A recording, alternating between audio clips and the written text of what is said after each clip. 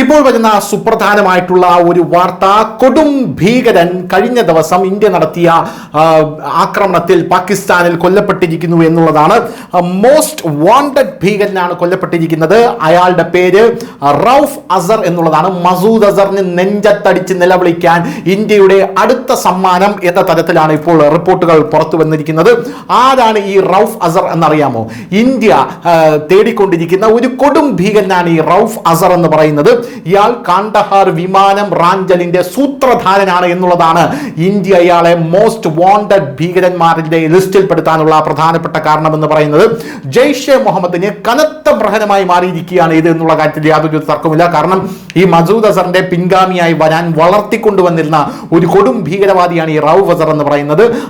മുൻപന്തിയിൽ തന്നെ, അത് നേതൃനിരയിൽ മുൻപന്തിയിൽ തന്നെ സകലരെയും നയിക്കാൻ കെൽപ്പുള്ള ഒരു ഭീകരവാദിയായിരുന്നു ഈ റൌഫ് അസർ എന്ന് പറയുന്ന ഭീകരവാദി.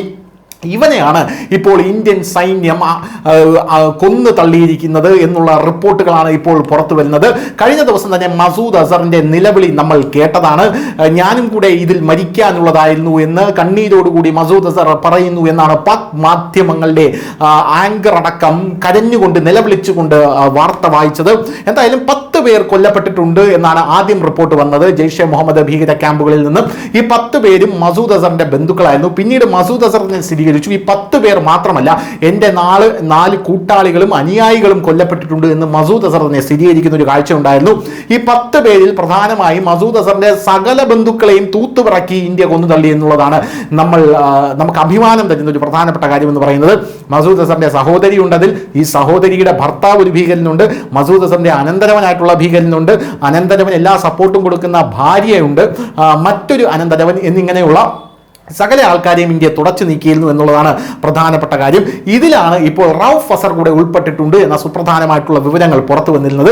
കഴിഞ്ഞ ദിവസം ഇവരുടെ സംസ്കാരത്തിന് പോലും മസൂദ് അസർ എത്തിയില്ല എന്നുള്ളതാണ് മറ്റൊരു പ്രധാനപ്പെട്ട കാര്യം. ഇതിൽ നിന്ന് നമുക്ക് മസൂദ് അസർ കൂടെ കൊല്ലപ്പെട്ടിട്ടുണ്ടോ എന്നുള്ള വലിയ സംശയം ഇന്ത്യൻ മീഡിയാസ് പ്രകടിപ്പിക്കുന്നുണ്ടായിരുന്നു. എന്നാൽ പിന്നീട് മസൂദ് അസറിന്റെ പ്രസ്താവന വന്നപ്പോൾ മനസ്സിലായി മസൂദ് അസർ കൊല്ലപ്പെട്ടിട്ടില്ല എന്നുള്ളത്.